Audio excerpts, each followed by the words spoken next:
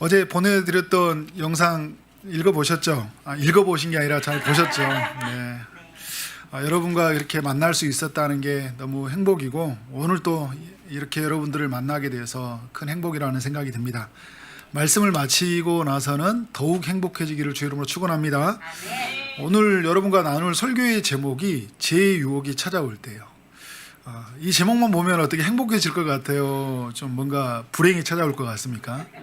무거운 주제죠. 그러나 우리에게 꼭 필요한 주제라는 생각이 들어요. 왜냐하면 우리는 제 유혹을 늘 받고 있기 때문에 지금 이 자리에도 우리는 제 유혹을 받잖아요.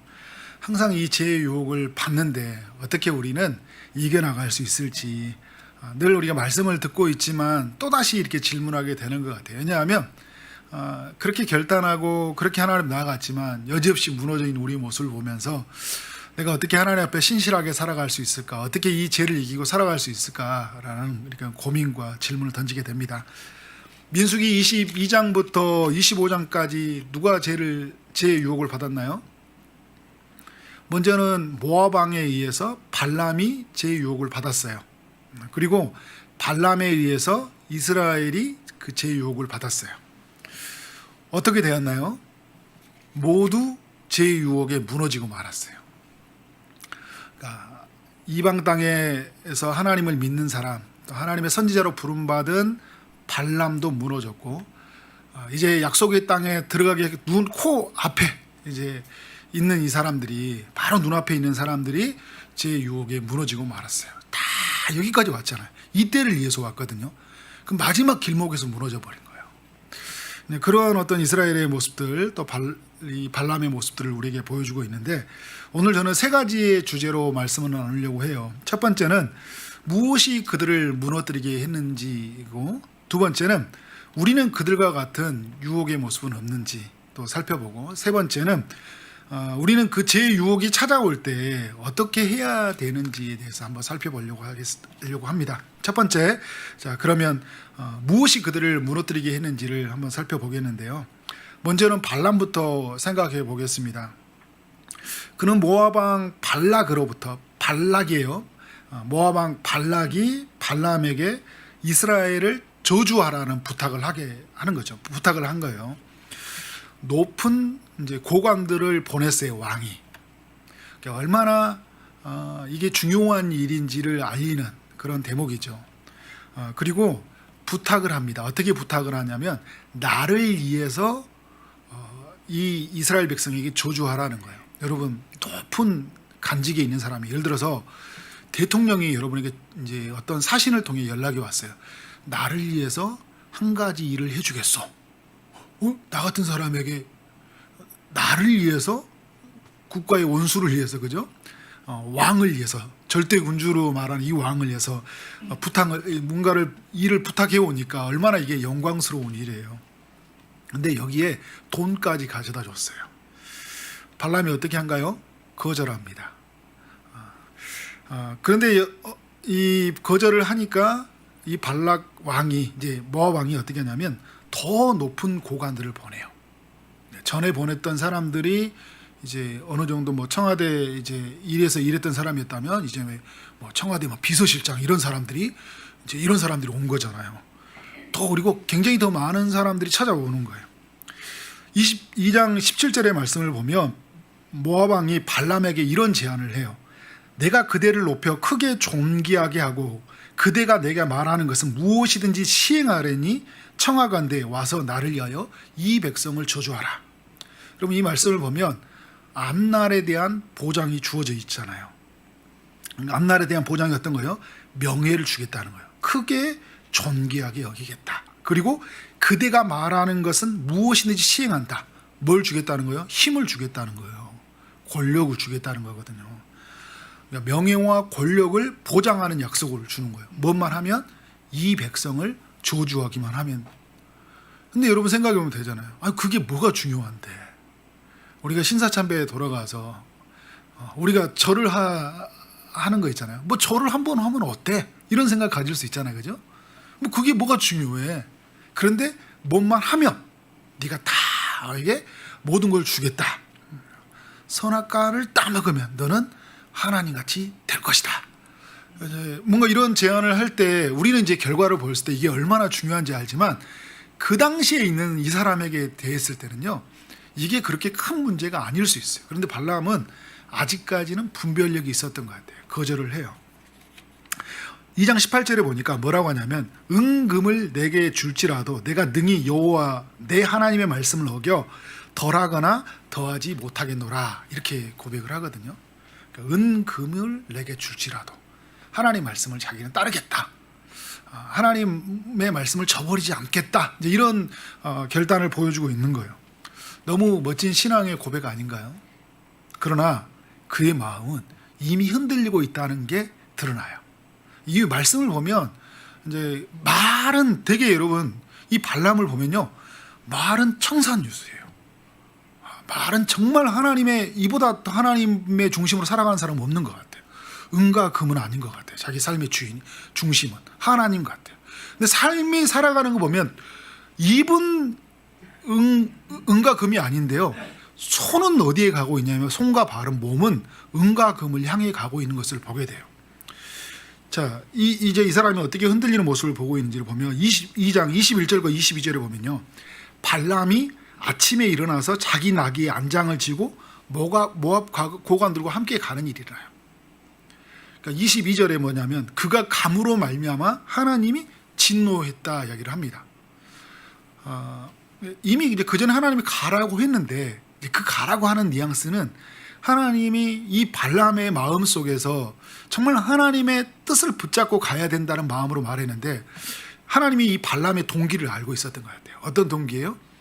그의 마음 속에 하나님의 말씀을 따라 살아가는 삶이 아니라 은과 금을 지금 쫓아가고 있다는 거. 그러니까 나 이제 나는 모압 왕에게 안 가겠습니다, 이렇게 모압 왕이 처음에 불렀거든요.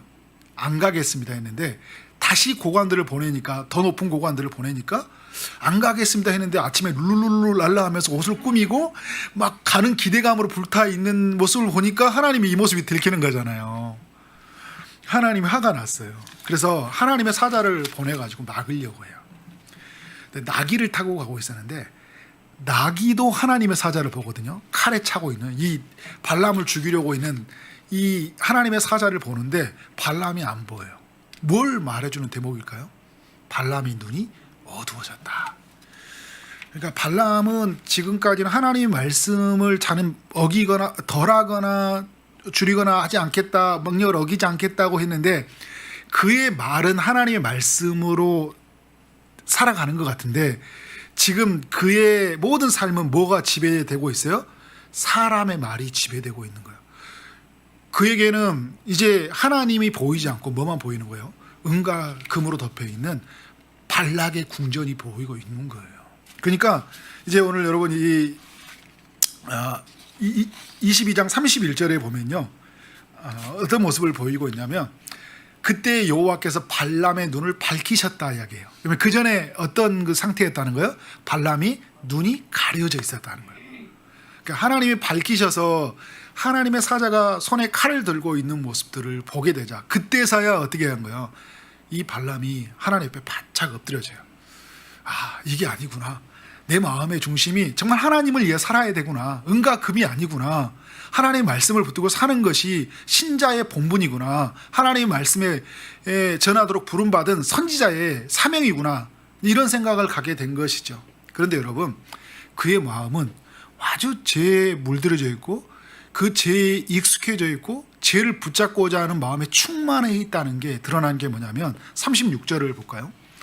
발락은 발람이 온다 함을 듣고요, 이 모압 왕이에요. 발락이 온다 함을 듣고 모압 변경의 끝 아르논가에 있는 성까지 가서 그를 영접해요. 와, 그러니까 청와대에서 대통령이 나온 거예요. 어디까지 이제 나와가지고 이제 내가 갔더니 이제 영종도 공항까지 나와가지고 딱 갔더니 왔냐고. 아니 무슨 내가 뭔데, 그죠? 아니 모압 땅에서 하나님을 믿는 사람이 이렇게 대접받을 수 있나요? 이렇게 대접받을 수 있냐는 거예요. 내가 뭔데 이런 대접을 하고 있지? 22장 40절과 41절 볼까요? 발락이 소와 양을 잡아 발람과 그와 함께한 고관들을 대접해요. 소와 양도 잡았죠. 그와 함께 고관들을 대접해요. 와, 이건 뭐 완전히 최고의 대접이잖아요. 왕이 많지 않아 초대됐는데 누구를 중심으로요? 발람을 중심으로. 여러분, 이게 제일 무서운 게 그런 거예요. 나를 중심으로, 나를 높여주고 내게 모든 필요한 것을 제공해 주니까 이보다 더 좋은 게 어디 있어요? 이게 천국이잖아요. 사람들은 이걸 위해 꿈꾸고 살지 않나요? 이것 때문에 공부하지 않나요? 이것 때문에 직장 들어가지 않아요? 이것 때문에 우리는 여러분 이렇게 자녀가 성공하기를 원하지 않나요? 그렇지 않다고요? 그러면 누구에게도 대접받지 않고 존귀함 받지 않고 이걸 견딜 수 있나요? 우리 견디지 못하잖아요. 근데 너무나 이 발락은 인간이 무엇을 추구하고 있는지 사단이 그 마음을 주장하는 거죠. 그래서 이 발람으로 하여금 그 유혹을 부추기는 거예요. 다 이게 좋지 않니? 보암직하지 않니? 먹음직하지 않니? 탐스럽지 않니? 네가 이 자리에 있어야 되니? 네가 있어야 되는 이 자리에 있어야 되지 않겠니? 이제 계속적으로 마음을 두드려 오는 거잖아요. 41절에 보니까요. 아침에 발락이 발람과 함께 그를 인도하여 어디로 올라갑니까? 바알의 산당에 올라갔어요. 어느 순간 어디에 올라가 있는 거예요? 바알의 산당까지 올라가 있어요. 이 하나님의 말씀을 저버리고 육체의 욕망을 따라 육신의 정욕, 안목의 정욕, 이생의 자랑을 따라 살아갔을 때 그의 삶의 끝이 어디에 가 있는 거예요? 바알의 산당. 이곳에서 이제 3번의 예언을 하거든요. 이곳에 바알의 산당에서 제단을 쌓아요. 그것도 우상의 방법에 따라서. 누구를 향해서 제단을 쌓냐면요, 하나님을 향해서. 참 이게 아이러니한 거예요. 하나님과 우상 사이에서. 이 발람이라는 사람은 참 어떻게 정체성을 딱 따지고 보면 그는 하나님과 대화하는 자였고 하나님을 만났고 정말 하나님 안에 살아있는 것 같지만 하나님 밖에 있었고 하나님의 뜻은 그의 삶에 멀리 있는 참 이렇게 이해하기는 어려운 사람. 그러나 우리 주변에 이런 사람이 많이 있는 사람, 부인할 수 없는 것 같아요. 겉으로 보면 믿음이 있어요. 말씀의 사람이에요. 은과 금이 아니라 하나님의 말씀을 붙들고 살아가는 사람 같아요. 그런데 이렇게 말했던 그가 이제 여러분 오늘 제가 22장 그 24장에 오늘 읽었던 말씀에 보면 3번이나 거절을 하니까 이 모압 왕이 내가 그대를 크게 존귀하게 이렇게 여겼는데 하나님이 이걸 당신을 그렇게 여기지 않는 것 같다 하면서 돌아가라고 해요. 그러니까 이 발람이 뭐라 하냐면 이제 나는 정말 은과 금을 내게 줄지라도 나는 하나님 말씀을 버리지 않겠다. 그리고 나는 이제 고향 땅으로 돌아가겠습니다. 이렇게 선언을 하거든요. 여기까지 보면 정말 하나님의 말씀에 서 있는 사람 같고 어떤 것도 죄와 타협하지 않는 사람, 죄의 유혹에 끝까지 승리하는 사람처럼 보이는 거예요. 그런데 여러분 이런 일 다음에 어떤 일이 일어났어요? 이스라엘이 발람의 이 깨에 의해서 성적인 타락이 이루어졌고 그리고 이제 바알의 그 우상을 숭배하는 그런 일들이 일어나고 말았어요. 그러니까 이스라엘이 저주로는 무너질 수 없다는 것을 알았던 거죠. 그러나 이스라엘이 하나님 앞에서 어떻게 그들이 무너진지를 이 발람은 너무나 잘 알았던 것 같아요. 무엇이 이렇게 발람을 무너지게 했을까요? 신약성경 유다서 1장 11절에 보면요. 하 있을전저 이 사람들이여 가인의 길에 행하였으며 싹을 위하여 발람의 어그러진 길로 몰려갔으며 고라의 폐역을 따라 멸망을 받았도다. 그러니까 이 시대에 많은 사람들이 그 싹을 위하여 발람의 어그러진 길로 몰려갔다. 발람과 같이 갔다는 거거든요. 그러니까 돈 때문에 잘못된 길로 가버렸다는 거예요. 많은 사람들이. 아간이 그랬고요. 아나니아 삽비라가 그랬고요. 가롯 유다가 그랬고요. 성경의 많은 인물 중에서도요. 그런 많은 사람들이 돈 때문에 잘못된 길로 가버렸어요. 근데 그런 것처럼 지금 이 시초에 이 발람이 그런 어떤 역사의 반면교사로서의 모델로 사용되어진 거잖아요. 돈 때문에 잘못된 길로 가버린 사람. 그 불의의 삭을 위해서 간 사람인데 베드로후서 2장 15절을 한번 가볼까요?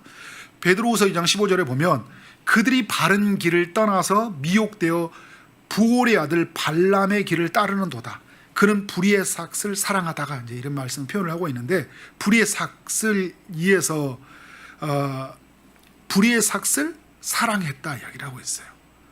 그래서 그런 많은 사람들이 이 불의의 삭, 잘못된 것, 믿음을 저버리면서 주었던 그 대가로 말미암아 이 주어지는 엄청난 이 명예와 부와 그 힘을 얻기 위해서 뭘 버렸다는 거예요? 믿음을 버리고 많은 사람들이 살아가고 있다. 누구와 같이요? 발람과 같이 살아가고 있다는 것을 말해주고 있어요. 여러분, 이 발람은요, 어느 날 갑자기 무너진 게 아니에요. 오늘 말씀을 쭉 이렇게 보면 22장부터 25장 보면 어느 날 무너진 게 아니라 계속적으로 찾아오면서요, 그의 마음이 서서히 무너져 갑니다. 서서히 누구 편에 서는 거예요? 세상 편에 서고요, 하나님의 영화로운 부귀보다 세상의 그 영화와 부귀에 그 마음이 더 빼앗겨져요. 하나님의 말씀보다 사람의 말이 더욱 커져요. 하나님보다 세상이 더욱 선명하게 보여집니다. 어떻게 해요? 계속적으로 유혹이 찾아오니까. 그리고 시간이 갈수록 그 유혹은 어떻게 돼요? 더 좋은 모습으로 찾아오잖아요. 처음에는 사람들을 보냈어요. 높은 사람, 더 높은 사람 보냈어요. 그리고 이제 왕이 직접 마중을 나왔어요. 그리고 소와 양을 잡아 잔치를 벌여줘요. 왕이 함께 해줘요. 바알의 산당 같이 올라가. 여러분, 이 왕과 함께 우리 대통령들 그 보면 알지만 왕이 아무나 같이 다니지 않아요. 왕들만, 권력자들만 데리고 가잖아요. 내가 뭔데 왕의 자리까지 가서 보여주는 거잖아요. 그러면서 어떻게 되는가? 계속 찾아오는 유혹, 더 좋은 유혹에 무너져 버리는 모습들. 그러니까 그의 마음속에 뭐가 있었다는 거예요? 야고보서 말씀처럼 욕심이 있었다는 거잖아요. 욕심이라는 그 단어를 보면 그 물고기가 그 이제 고기를 잡는 그 미끼와 같은 단어거든요. 근데 이 물고기가 그 미끼가 물려진 걸 보면서 어떻게 되나요? 물고 싶은 욕심이 생기는 거잖아요. 물으는 순간 어떻게 돼요? 욕심이 잉태한즉 죄를 낳고 죄가 장성한즉 사망을 낳는지라. 그의 마음속에 탐욕이 있었던 거죠. 아, 내가 하나님 이방 땅에 믿고 살다 보니까 믿음만 가지고는 살기 참 힘드네. 나 이렇게 사는 거는 참, 하나님을 분명히 있는 건 맞고 하나님 말씀이 있는데 말씀대로 사는 것은 그렇게 쉬운 건 아니거든요. 포기할 게 너무 많고, 내가 잃는 게, 세상으로 본다면 잃는 게 많고, 욕먹는 것도 많고, 그죠? 손해나는 것도 많고, 이런 마음이 늘 있는 거예요. 근데 그 마음을 늘 싸우고 씨름하고 오늘 또 말씀 앞에 서야 되는데 어느 날 갑자기 딱 덜컥 아주 그럴듯한 미끼가 딱 제공이 되는 거예요. 물어봐, 먹어봐, 가져봐. 넌 최고가 될 거야. 너는 가장 높은 사람이 될 거야. 너는 지금까지 이전에 가지지 못한 성공을 줄 거야. 명예를 가질 거야. 너는 왕과 함께하는 사람이 될 거야. 이렇게 하다가 어떻게 되는 거야? 확 잡아버려. 너무 불쌍한 이 모습들을 우리에게 보여주고 있죠. 처음에는 말씀이 그를 이끌어갔는데 나중에는 돈과 명예가 그를 이끌어갔고, 처음에는 모압 왕을 단호히 거절했지만 나중에는 모압 왕의 말을 이끌리는 자가 되었고, 그래서 모압 왕이 있는 곳을 향해 갔고 모압 왕과 식사했고 급기야는 바알의 산당 우상까지 올라가는 사람, 점점 그 영혼은 타락해져 갔다는 거예요. 여러분, 일제강점기 때 그 친일파로 들어갔던 사람들 보면요, 나 친일파로 들어갈 거야. 이제부터 나 이제 이렇게 살지 못하겠어. 차라리 일본의 앞잡이가 될 거야. 이렇게 살아가는 사람들 그게 소수예요.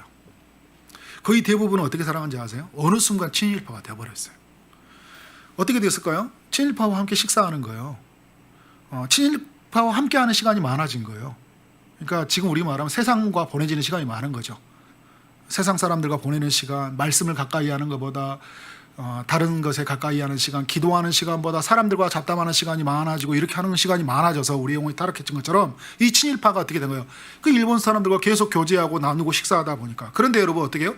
그 일본 사람이 나한테 너무 잘해주는 거야. 다른 사람에 비해서 너무 잘해줘. 이렇게 귀한 대접 이렇게 받아본 적이 없는데. 근데 나만 잘해준 게 아니라 내 가족도 잘해줘. 내 가족의 안위를 보장해 주는 거예요. 자식을 좋은 대학 가는데 도와주고 정말 좋은 백들 막 붙여주고 하는 거예요. 와, 돈과 성공이 따라오는 거예요. 어느 순간 뭐가 되어 있어요? 내가요? 친일파가 되어 있는 거예요. 죄가 이렇게 찾아온다니까요, 여러분.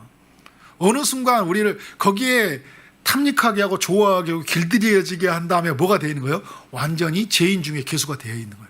죄에 굉장히 익숙해져 있고 이제는 선을 따라 살아가는 거, 말씀을 따라 살아가는 거, 기도하고 하나님께 예배하고 하나님의 뜻을 따라가고 사명을 위해 살아가고 내가 죽을지언정 복음을 전하는 일을 멈추지 않겠습니다. 살아갔던 사명은 다 잊어버리고 어디든지 가겠습니다. 누구든지 가겠습니다. 라는 사명은 다 잊어버리고 세상 낙 좋아서 살아가는 삶이 어느 순간에 이루어져 있는 거예요. 여러분, 이 발람은 서서히 물들여 갖고 나중에는 제가 그를 이끌어가는 사람, 제가 그를 지배하는 사람이 되었다는 것을 보여주고 있어요. 여러분, 이제 이스라엘을 한번 살펴볼까요? 이들은 돌아가는 것 때문에 하나님을 원망하다가요 불뱀에 물려서 죽었던 이들이에요. 그리고 무리바에서 물이 없다고 또 원망하다가 그들의 지도자 모세를 그 광야 땅에 남겨두어야 하는 일을 겪었던 사람들이에요. 아픈 기억이 많이 있는 사람들이잖아요. 많은 사람들이 죽임을 당했어요. 불뱀에 물려서. 자, 무엇보다 가데스 바네아에 와 있다. 가데스 바네아에서 부모 세대가 불신앙으로 고백하다가 40년 동안 광야에서 방황하고 다 죽었어요. 자기 부모 세대들은 자기를 낳고 죽었어요. 얼마 생애도 낳지 않고. 굉장히 큰 어떤 불행과 아픔과 슬픔을 눈앞에 보고 있는 사람들이면서 또 어떤 일이에요? 이제 이 모든 일을 종식시키고 가나안 땅을 건너두기로 앞두고 있는 사람들이에요. 마지막 이제 종착역이 온 거예요. 잠시 뒤에 가나안 땅에 들어가는 영광이 있는데 그들에게 그들이 무엇에 무너져 버렸어요? 발람의 깨에 무너져 버렸어요. 발람이 유혹하는 그 지혜의 유혹에 무너지고 만 거예요. 자, 그러면 그들이 왜 이렇게 무너져 버렸냐는 거예요. 기억하지 못했기 때문이에요. 나중에 이제 모세가 이곳에서요 다시 새로운 교육을 하게 되는데 그게 바로 신명기 말씀이에요. 세 편의 말씀. 신명기의 핵심의 주제가 뭔지 아세요? 기억하라예요.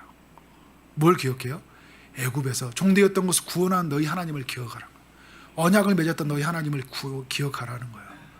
그러니까 하나님이 누구인지를 기억하라는 거예요. 그 약속을 성취하신 하나님을 기억하라. 이제 그 교육을 시키거든요. 그들은 기억하지 못했어요. 애굽에서 구원해낸 하나님을 기억하지 못했고요. 나도 거룩하니 너희도 거룩하라는 주의 말씀을 기억하지 못했고요. 나이에는 다른 신을 섬기지 말라고 그 언약을 맺으셨던 그 첫 번째 계명, 만들지도 말고 절하지도 말고 섬기지도 말라는 그 두 번째 계명, 이웃의 아내를 범하지 말라, 탐욕을 품지 말라, 이런 모든 그 하나님이 주신 이 말씀의 계명을 기억하지 못했어요. 하나님과 그의 주신 이 말씀을 기억하지 못함으로 말미암아 잠시 뒤에 받게 될 그 영광을 저버리고 그들은 욕망을 선택하고 말았어요. 언약을 맺어진 날 너희는 택한 족속이요 그의 소유된 백성이요 그의 나라다. 하나님이 그 거룩한 정체성을 부여해 주었는데 자기가 어떤 존재인지 알지 못하고 그들이 믿는 하나님이 어떤 분인지를 알지 못하고 이 저급한 욕구에 그들의 삶을 내어버리고 약속을 저버리고 어떻게 하는 거예요? 그 욕망에 빠져서 그 욕망의 늪에 빠져서 그 하나님의 심판을 받게 되었어요. 그들이 이것을 기억했다면 발람의 깨에 찾아오는 그것에 무너졌을까요? 무너지지 않았을 것이죠. 잠시 뒤에 받게 되는 그 영광이 그들의 기억 속에 있었다면, 선명하게 살아있었다면, 하나님이 하신 일이 지금까지 그들의 기억 속에 분명하게 살아있고 선명했다면 그들은 그 유혹에 빠지지 않았을 거예요. 자신의 몸을 성적으로 더럽히지 않았을 것이고요. 그 우상을 숭배하는 자리로 가지 않았을 거예요. 성적으로 더럽혀지는 그 자리에서 어쩌면 하나님의 음성이 들려왔을지 몰라요. 왜냐하면 다윗이 밧세바를 범했을 때 나단을 통해 하나님이 찾아와서 그를 책망하시잖아요. 다윗이 어떻게 해요? 돌이키잖아요. 자잘하게 회개하고 돌이키잖아요. 한 번 죄에 무너졌어요. 그러면 내가 한 번 가랑비에 옷 젖었으니까 그냥 옷 젖은 거 그냥 마음대로 살아가면서 막 살아가는 게 아니라 내가 한 번 죄에 실수했는데 이게 넘어진 것이 아니라 어떻게 할까요? 다시는 내가 이 죄가 나를 지배하지 않도록 철저하게 얘기하고 하나님 앞에 돌아서야 되는데 그들은 완전히 그 죄에 내어주는 모습들을 보여주고 있어요. 이스라엘은 기억하지 못했다. 자, 그러면 저는 오늘 시선을 우리에게 돌려서 두 번째 한번 나눠보도록 하겠습니다. 우리는 발람과 같은 모습은 없는지 이스라엘 같은 모습이 없는지를 한번 살펴보겠는데요. 발람이 받았던 유혹 우리에게는 없을까요? 이스라엘을 저주하라는 내용은 없지만 발람과 같이 믿음을 저버리고 하나님의 뜻을 저버리고 하나님의 사명을 저버리고 살아가는 유혹이 우리에게 있을까요? 없을까요? 우리는 많이 받고 살아가요. 발람이 왕으로부터 최고의 대접을 받고 돈과 고관들, 왕의 그 마중 소와 양을 잡는 잔치, 그리고 앞으로 명예와 권력에 대한 보장, 얼마나 이 행복한 순간이에요. 그런데 조건은 이스라엘을 저주하는 거예요. 이스라엘만 저주하면 이런 모든 걸 다 주겠다는 거예요. 우리에게도 여러분 이런 유혹이 있다는 거예요. 약간의 양심만 저버리면, 그리고 눈 감아주면, 한 번만 내가 거짓말하면 이런 모든 성공과 명예가 보장된다. 한 번만 세상의 편에 서면, 하나님의 뜻을 저버리면 이런 세상에 속에서 내가 성공할 수 있는 것들이 있다니까요. 얼마나 많은 것들이 우리의 삶 속에서 우리의 소유로, 우리의 어떤 명예로 이런 모든 것들로 우리에게 다가오는지 몰라요. 정말 이 시대 속에서 이 돈이 얼마나 우리를 지배하는지 모릅니다. 그래서 돈 없으면 못 살 것 같다. 돈이 있어야 된다. 힘이 있어야 된다. 나는 돈이 아닙니다. 이렇게 생각할 수 있어요. 근데 여러분, 내가 돈을 어떻게 버는지를 보면 알아요. 그리고요, 돈을 어떻게 쓰는지를 보면 그 사람이 무엇을 붙잡고 사는지 압니다. 하나님 말씀대로 정직하게, 순전하게, 자족하면서 버는 사람과 또 하나님께서 주신 것을 하나님이 주신 것으로 알고 하나님과 그의 나라를 위해서 살아가는 사람들 보면 이 사람이 돈이 중심이 아니라 정말 하나님이 중심이라는 것이 그대로 드러나요. 안정과 그 삶의 그런 내 삶에 누가 무시하는 거를 견디지 못하는 사람들이 있어요. 누군가 다 이 발람이 말한 것처럼 존귀하게 대해주길 말하는 거예요. 근데 그 존귀하게 대해주는 게 노예가 되어서요, 늘 사람들의 시선 속에 살아요. 그래서 누가 나에게 조그만 삐딱한 시선을 보면 견디지를 못하는 거예요. 무시하는 말을 보면 견디지를 못하는 거예요. 왜? 나를 존귀하게 대해주지 않으니까. 근데 복음이요, 그리스도 안에서 나를 존귀하게 하고 나를 기뻐하게 하는데 사람의 시선이 어떠하든지 누가 나를 그렇게 바라보든지 아니하든지 나는 예수님 자리로 가치가 있는 거잖아요. 그것에 의해서 나의 존재가 있고 그 희비가 있는 게 아니잖아요. 그런데 사람들은 하나님 말씀 안에 나를 찾지 않고 사람들 속에 찾으려고 하니까, 그걸 찾으려고 하니까 뭘 저버려요? 믿음을 저버리는 거예요. 이런 유혹을 우리는 얼마나 많이 받고 살아가는지 몰라요. 힘이 없으니까 무시 많이 당하잖아요. 예수는 나의 힘이다 이야기했는데, 내가 그러고 나서 나는 주님 안에서 난 능하신 일이 없으면 이런 고백서 살아야 되는데, 세상 속에서 있는 힘이 없다 보니까 내가 무시당한다는 이것 때문에 견디지 못하고 사는 모습들이 우리가 있다는 거예요. 그러니까 힘을 주는 유혹에 우리가 쉽게 빠지는 모습이 있다는 거죠. 자, 그러면 또 발람의 깨에 무너졌던 이스라엘의 모습은 우리에게 없는지, 지금은 이제 발람의 모습이었다면요, 발람이 이 깨에 무너졌던 이스라엘의 모습들이 없는지 말하는 거예요. 요한계시록 2장에 보면요, 버가모 교회의 이야기가 나옵니다. 거기서 뭐라고 하냐면요, 이 버가모 교회를 향해 발람의 교훈을 지키는 자들이 있도다 이야기를 해요. 발람의 교훈을 지키는 자들아, 지키는 자들이 있다. 그러니까 발람의 깨에 빠져 성적으로 타락하고 우상을 숭배했던 이스라엘 백성들처럼 이 교회 안에 잘못된 가르침을 받고 하나님의 백성으로서는 해서는 안 되는 일들이 지금 비일비재하게 일이 일어나고 있다는 거예요. 어디에? 버가모 교회에. 이 잘못된 가르침을 주는 자들을 니골라 당이라고 했는데요, 이들은 믿음과 삶이 분리된 자들이었어요. 하나님을 믿는 뒤에도 무슨 행동을 해도 괜찮다는 거예요. 그래서 뭐 교회 안에 다니면서 이방 신전이 이제 그 당시에 많이 있잖아요.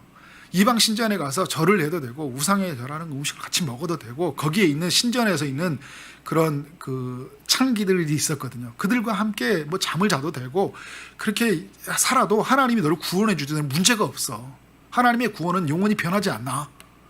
그렇게 살아간다 해도 괜찮아. 이제 이런 것들이 이 버가모 교회 안에 있는데 이걸 가르치는 사람들이 있는 거예요.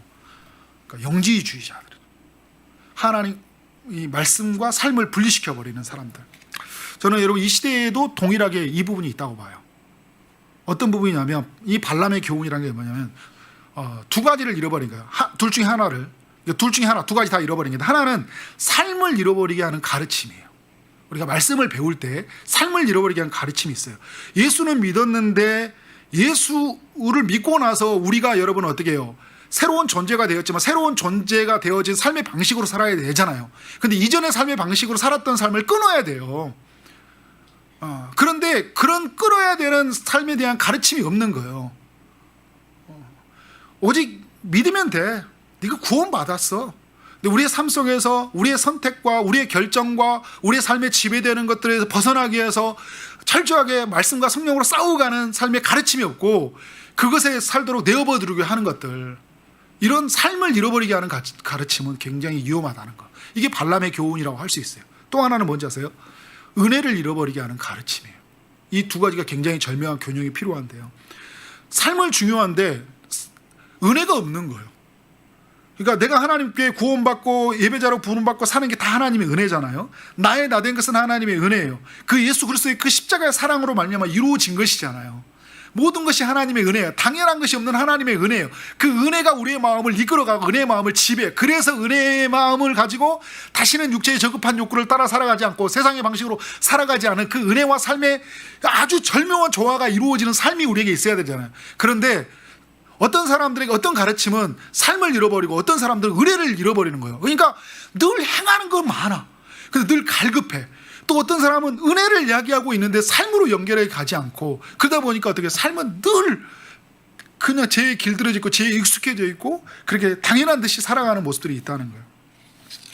저는 이 시대에 이것이 바로 발람의 교훈이라고 생각이 들어요. 이스라엘이 깨어있지 못해서 발람의 깨에 넘어간 것처럼 얼마나 많은 사람들이 헛된 교훈에 빠져서 삶을 방탕한 채 살아간지 몰라요.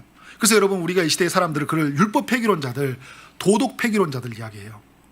예수 믿는 사람들인데 하나님의 말씀을 저버린다는 거예요. 구원을 받았는데 약속이 있다고 말하면서 발람처럼 말은 정말 천상유수고 그 다음에 정말 이 사람은 선지자야. 목사 같아. 아니 목사의 목사야. 교수 같아. 학자 같아. 하나님을 경외하는 사람 같아. 그런데 삶은 여지없이 세상에 붙들려 있고 돈과 명예에 힘들려 살아가는 사람들이 얼마나 많은지 몰라요. 잘못된 가르침.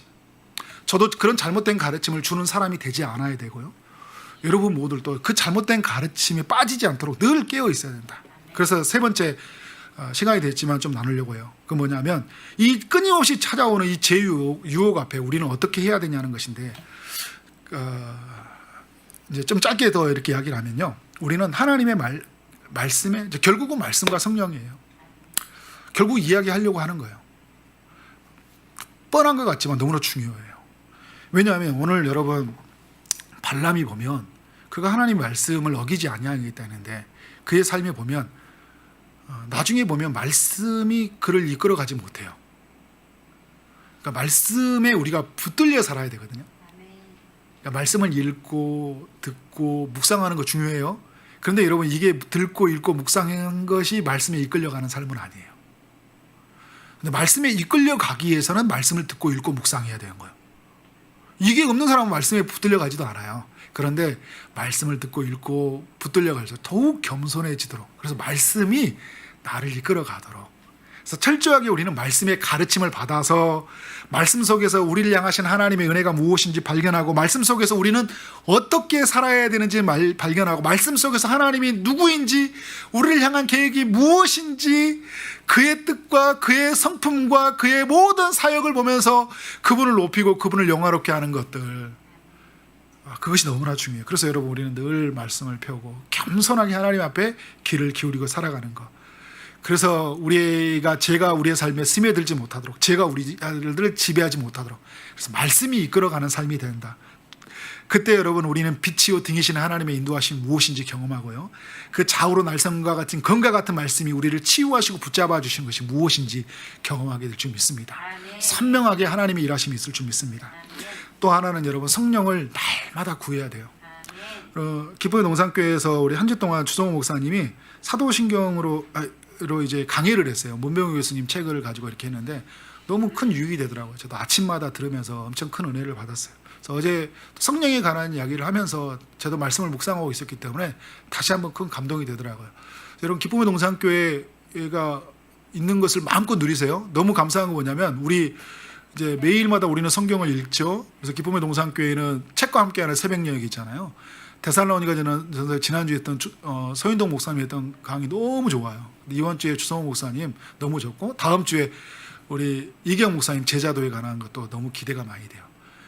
그러나 여러분 매 새벽마다 또 민수기의 말씀 강해가 흘러간다는 거. 자, 그래서 여러분 말씀을 꼭 붙잡고 살기 바라고요. 또 중요한 건 뭐냐면 우리는 성령을 구해야 되는 게 뭐냐면 이 성령이 하나님의 말씀을 눈을 뜨게 하고요. 우리가 길을 열게 하고요. 그 말씀에 붙잡혀 살아가게 하는 게 성령의 힘이라는 거예요. 그래서 우리는 늘 성령을 구해야 된다는 거예요. 여러분 이스라엘은 유혹의 순간 하나님과 그의 말씀을 기억하지 못했죠. 그런데 성령은 우리로 하여금 그 유혹을 받는 순간 우리가 왜 신약 시대 때 더 영광스럽고 은혜스러운 시대를 사냐면 지금은 보라 구원받을 때 은혜 누릴 때라고 이야기하냐면요. 성령이 우리 가운데 오셨다는 거거든요. 하나님의 말씀이 완성되어졌고요. 성령이 우리 가운데 오셨다는 거예요. 그래서 성령이 우리로 하여금 죄의 유혹에 있을 때 어떻게 할까요? 그로 하여금 탄식하게 하고 근심하게 하고요. 그 죄의 유혹과 하나님의 주시는 그 영화로움들을 비교하면서 어디로 선택하게 하는 거예요? 하나님의 그 영화로움으로 선택하게 하잖아요. 그래서 성령님은 어디로 보게 하세요? 이를 보게 해요. 어떤 이예요? 하나님과 그의 아들이 있는 그 보좌에 계신 그 예수 그리스도. 그죠? 그 하나님의 나라, 영원한 하나님의 나라를 우리로 보게 합니다. 성령은 끝을 보게 해야 돼요. 어떤 끝을 보는지 아세요? 말씀을 저버리고요. 그 끝에 갔을 때 우리의 삶에 찾아오는 그 비참함을 보게 해요. 그러니까 우리가 죄를 끊을 때 좀 큰 힘이 뭐냐면요. 우리가 한 번씩 이렇게 경험이란 게 그거잖아요. 내가 큰 실수를 했을 때 엄청난 큰 배상을 해야 되고 뭐 감옥에 간다든지 엄청난 수치를 당하게 되면 어떤 생각이 들어요? 다시는 이런 짓 하지 말아야지. 이런 생각이 들잖아요. 성경에 있었던 수많은 사례들 사건들이 있었죠. 발람의 이야기, 가룟 유다의 사건들, 뭐 가인의 이야기, 뭐 아간의 이야기, 아나니아와의 삽비라 이야기, 뭐 여러 이야기들이 통해서 우리가 알려준 게 뭐예요? 성령은 끝을 보게 해줘요. 야, 그렇게 돼. 너 그렇게 돼. 끝나. 이스라엘 백성들처럼 그렇게 살 거야 라는 하나님의 성령이 끊임없이 우리에게 주는 끝을 주시는 마음이죠. 또 그러면서 그 끝은 어때요? 하나님 영광스러운 의의 면류관이 준비되었다. 사도 바울이 이제 나는 이 길을 다 마치고 디모데 후서에서 말했던 하나님 그 영광의 면류관, 의의 면류관을 그 끝을 바라보게 하시잖아요. 그러니까 어떻게 된 거예요? 오늘 그 죄의 유혹에서 견디게 하시는 하나님 은혜를 경험하게 된다는 거예요. 성령은요 또 어디를 바라보냐? 예수를 바라보게 해야 돼요. 돌을 떡으로 만들라는 그 유혹을 이기신 예수 그리스도. 예수님도 동일하게 지금 발람이 받았던 유혹을 받았고, 이 발람이 받았던 유혹은 아담과 하와가 받았던 유혹이고요. 이 아담과 하와가 받았던 유혹은 예수님도 받았던 유혹이고 오늘 우리가 받는 유혹이에요. 예수님이 돌을 떡으로 만들라는 그 유혹을 이겼잖아요. 성전에서 뛰어내려 자신이 누구인지 보이라는 유혹을 이기셨어요. 천하만국과 영광을 다 보여주겠다는 그 유혹을 예수님이 이기셨어요. 십자가에서 마지막까지 하나님의 뜻을 살아서 예수 그리스도예요. 그 예수 그리스도가 우리 안에 사시잖아요. 성령으로. 성령은 그 예수 그리스도의 그 승리를 바라보게 하는 거예요. 그래서 예수 그리스도를 붙잡고 예수 그리스도 안에서 이기도록 성령이 끊임없이 우리로 하여금 인도해 가는 거예요. 성령은요 더 큰 사랑으로 인도해 가요. 이 육체의 저급한 욕구에서 머물러 있지 않고 더 큰 은혜, 더 큰 사랑으로 향하게 해요. 그래서 무엇을 선택할 것이냐 할 때 우리는 더 큰 것을 선택하도록 어떻게 하고 성령이 우리를 이끌어 가신다는 거예요. 그래서 여러분 우리는 어떻게 해야 돼요? 성령을 매 순간 구해야 되는 거예요. 말씀을 마무리하면서요. 정말 우리가 제 유혹에 찾아올 때 우리는 발람과 같이 무너지지 않기를 원합니다. 발람에 깨 무너졌던 이스라엘과 같이 되지 않기를 원합니다. 그러기 위해서 여러분 우리는 오늘 또 주의 말씀과 주의 성령에 붙들려서 승리하는 삶이 되기를 원합니다. 코로나 비대면으로 인해서 우리는 모일 수가 없어요. 그런데 여러분 어느 곳에 있든지 여러분의 손에 주의 말씀이 있고 또 여러분의 가슴 속에 여러분의 삶 속에 성령이 일하신다면 그것은 문제가 되지 않습니다. 그런데 말씀이 없는 게 문제예요. 성령을 붙들지 않는 게 문제예요. 이 시대의 문제는요. 하나님의 말씀을 붙들어야 돼요. 끝없이 정말 영원하고 가치 있고 정말 너무나 존귀하신 하나님의 말씀, 우리를 살려내는 말씀, 우리를 살아가게 하는 말씀, 우리의 생명을 솟아나게 하는 이 말씀에 우리는 붙들려 살아가야 돼요. 그래서 오늘 그 일을 바라보게 하고 끝을 바라보게 하고 예수를 바라보게 하고 더 큰 사랑을 바라보게 하는 말씀되게 하고 말씀을 지키게 하시는 그 성령을 우리는 날마다 구하며 살아가는 것. 그래서 여러분 성령님 도와주세요. 성령님 이끌어주세요. 성령님 참된 뜻을 발견하게 해주세요. 성령님 이끌어주세요. 성령님 돈보다 더 소중한 것을 보게 해주세요. 그렇게 끝없이 구하는 여러분 삶 되어지기를 주의 이름으로 축원합니다. 그렇게 살아가는 초지동산교를 통해 모든 사람들이 주의 영광을 보기를 소원합니다. 아멘.